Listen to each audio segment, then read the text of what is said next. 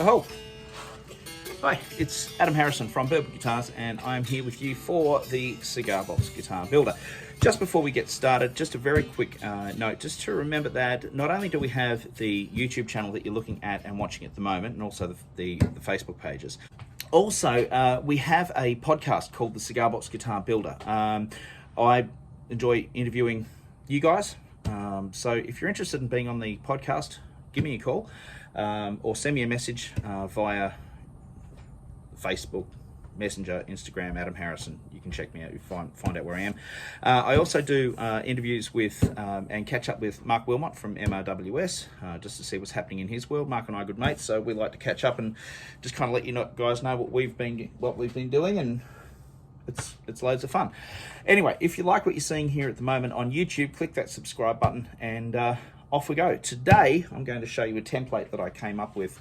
To give you a little background, I need to, because our orders are really starting to come in post-Christmas, I need to try and get some sort of organization with how fast I can put things through. And I still want to stay creative, and I have those guitars that I will build that are my creative outlets and things like that. But I've also got my stock lines, and what I'm trying to do with my stock lines is make sure that they're quite uniform, so that if I'm putting them up there for sale, we've got a similar type of build structure. It just makes it easier.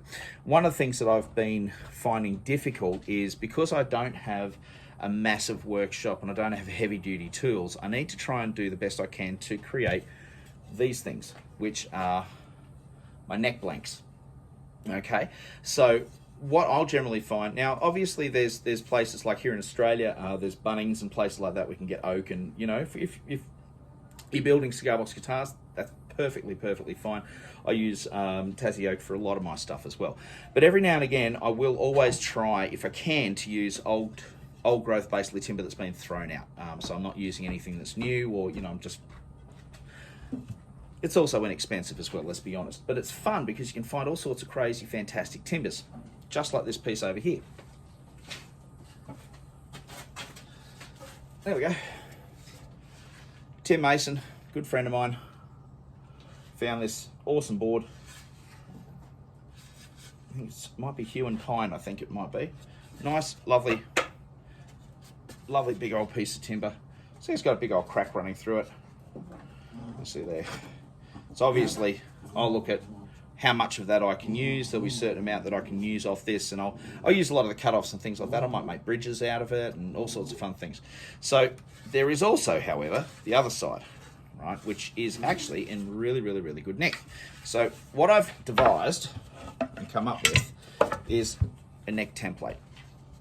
Okay, so the idea is that this is a lovely straight piece of oak.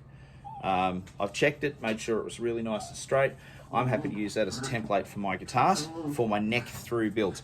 I'll be doing another template, and I'll show you another when I build it. I haven't done it yet, but I'll also do a template for my, for example, the Lightning Boy guitars that I do, which use pickups that'll go into the body. These particular types of necks that I'm doing the neck throughs, I generally use for flat pickups, or I'll use them for piezo pickup builds.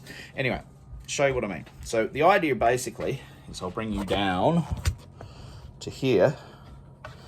All right, I'll find on the old piece of timber that I've got a safe place away from nails. Obviously I'll pull nails out and things like that, and I'll find, okay, well, here's a good spot. And what I will do, I'll look at a good spot there, and I'll think, okay, that's away from any cracks in the old timber. And what I'll do is I'll grab my little screwdriver here, and I'm going to do this freehand, so I'm hoping I don't turn. Let's just turn around. So what you'll notice here is I've got certain screw holes actually ready to go.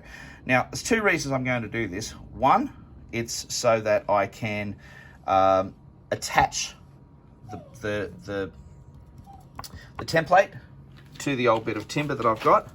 And B, you'll notice these are the main points. So I'll actually, when I screw these down and connect it to the board, I'll also draw the outline, but also I'll have all of my nail holes drilled. So I've got the holes here for the tuners, the nut, 12th fret,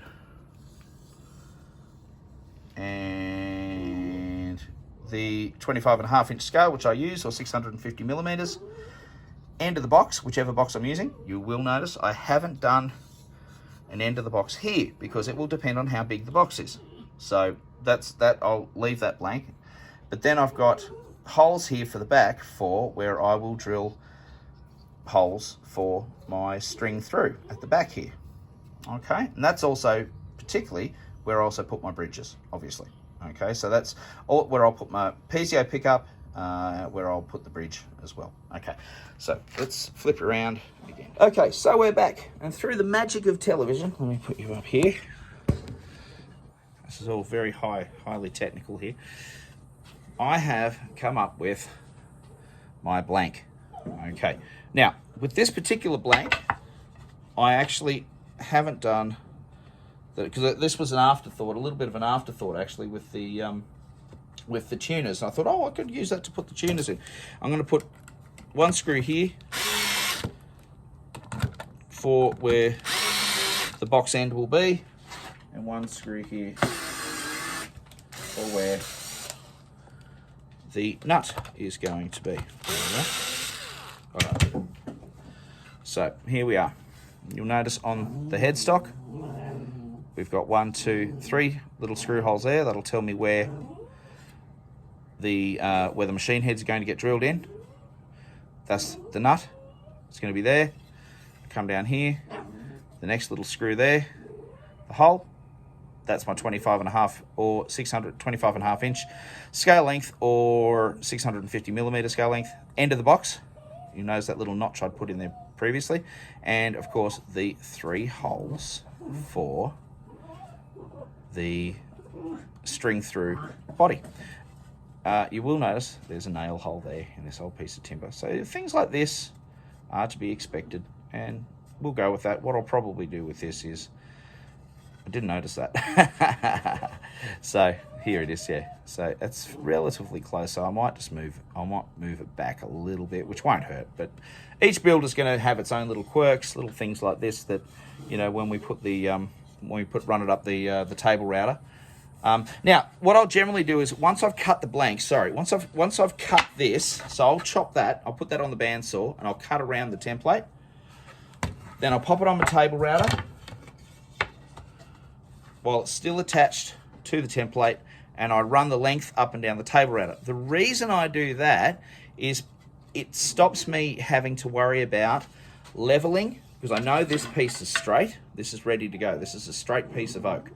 All right, so I don't have to worry about this and this section here being straight and uniform, because all I'm doing is just following that 40 millimeters, which I use. So I use 40 or 42 millimeters for my neck width to do that. It's going to speed up production for me just in a very short amount of time, and there's a minimum of waste, and that's another big thing. If I'm not a carpenter by trade, so one of the things that tends to happen is when I'm using wood, I end up with a lot of waste, and I don't like that. So doing this allows me to really minimize my wastage. So there's that. I also got that piece of timber off another board, which was another old piece of oak, very old piece of oak. It was lovely actually. It's got a nice figure.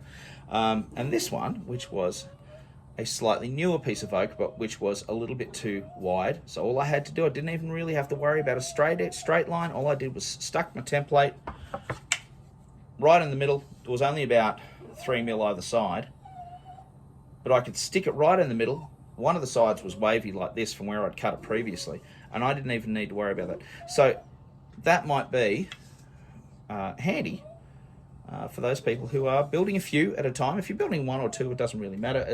But if you are building a couple at a time, a template like this might be handy. It's Adam from Burble Guitars. Oh, look, obviously, there's going to be a lot of people out there with a lot of other ideas, okay? Please, this is not just the only way to do it. This is just, as I've said previously, this is just the way, things that I come up with, and I'm just trying to share my ideas, okay? Sometimes the ideas may work out great. Sometimes the ideas may not work out perfectly.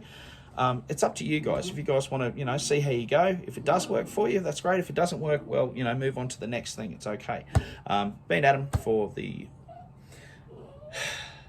Cigar Box Guitar Builder and Birdwood Guitars, saying if you like what you see, please click the subscribe button, tell your friends, share. All the best from me, and have a great new year.